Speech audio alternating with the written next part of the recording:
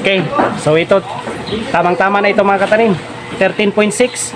So may allowance tayo na 0.1 kasi basa pa siya mga katanim. Ang tendency kasi pag hindi ka nag-allowance ng isang guhit, pag natuyo na ito ang sa balat ng ating saging yung tubig is gagaan siya. So mas maigi na magbibigay tayo ng allowance kahit isang guhit lang o 0.1. So ayan. Ayan, good morning, magandang umaga mga katanim, and welcome dito sa aming YouTube channel, Agri. Tapos ko na maipakita sa inyo mga katanim yung ating specs ng ating mga quality, kung ano yung mga ginagawa or mga proseso ng mga quality inspector, kung ano yung mga kinukuha nila, kung ano yung pwedeng ipasok doon sa loob ng boxes. So ayan, ipakita ko na sa inyo mga katanim kung ano yung mga trabaho ng quality side. So ngayon naman mga katanim, pupunta naman tayo doon sa may timbangan area, sa weighing area. Ipapakita ko sa inyo mga katanim kung ano yung mga weight range na tinitimbang natin, kung ano yung mga cutting order, big hands ba ito or small hands, and class B. So ayan mga katanim, samahan niyo ako, ipapakita ko sa inyo kung paano ang tamang pagtimbang. So ayan, tara, let's go. Ayan mga katanim, nandito na tayo ngayon sa weighing area, sa may timbangan. So ito ang ating katanim na si Jinjin. Shoutout sa iyo ate. Hi. Hello, ayan. Okay, nandito na tayo. Ito yung mga saging na titimbangin niya. Kung ano yung mga saan ba ito natin ipapasok? Small hands ba? Big hands ba? Ayan, titingnan natin dito. Tatanungin natin si katanim na Jinjin. Ayan, katanim na Jinjin. Bakit po? Bali, ayan, katanim na Jinjin. Ano yung mga tinitimbang natin dyan na saging, or ilang kilo ba dapat ang tama sa isang boxes? Isang boxes, 13.5. Yan, 13.5 yung pinaka-minimum natin mga katanim, no? Pero pagdating doon sa processing area is nakalagay doon sa boxes is 14.5 kasi may mga packaging material na, pero dito sa ating net weight na saging mga katanim is 13.5 lang ito. Ayan. Kung makikita nyo mga katanim, iba't iba yung mga hands na tinitimbang niya. May mga 4 hands, 5 hands, at saka ito 6 hands. Ayan, yan yung cutting order natin mga katanim, no, na in-order ng ating buyer, kung saan merong cutting order na big hands, small hands, and cluster. And of course yung class B, yung pinaka tinatawag natin mababa na presyo. So ayan, so papaliwanag ko muna ito mga katanim kung ilang weight range itong ating 6 hands.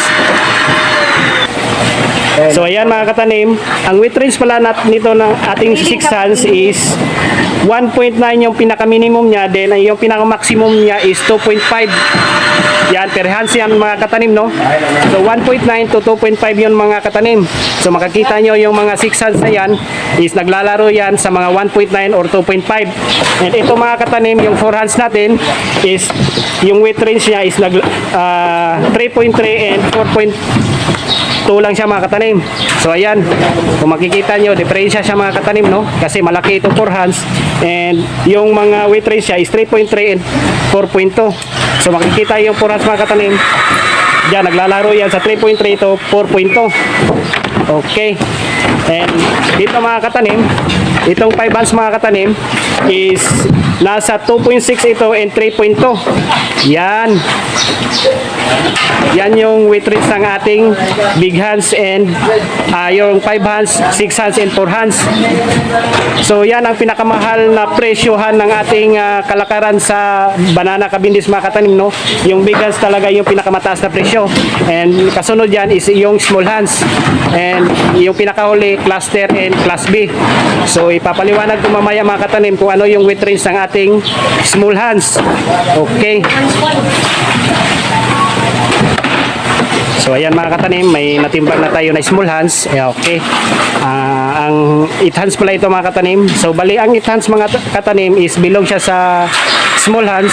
Bali ang small hands mga katanim is 7, 8, or 9.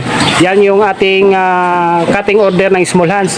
And yung ating small hands mga katanim is ang pinaka minimum na timbang niya is 1.2 and pinaka maximum niya is 1.8. So ayan mga katanim, yan lang yung timbang ng ating small hands.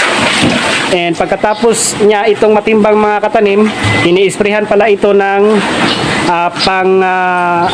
BioPro, yung pinapanatili niya ang ating saging na freshness o sariwa pa, para pagpasok doon sa loob ng boxes hindi siya madaling malanta. Ayan. Okay, so makikita niya mga katanim, no, nakahilira na dyan sa Rolex and nilalagay sa tripan. Ito pala yung pinaglalagyan ng saging mga katanim bago siya itimbang is yung tripan. So ayan.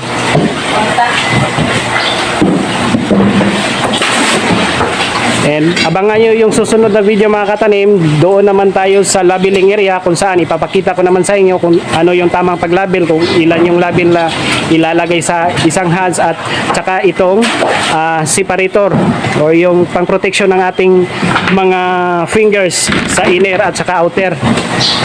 Okay.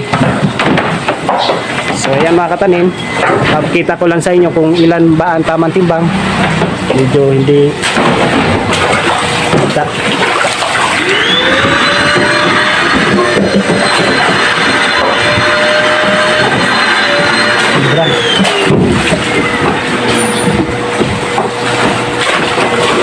Yan, 4 hands ito ang ating tinitimbang ngayon mga katanim, no?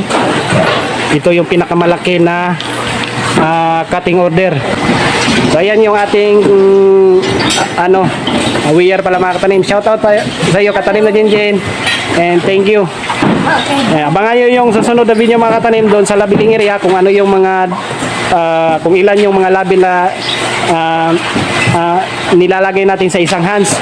Okay. So abangan nyo yun mga katanim. Paalam. God bless.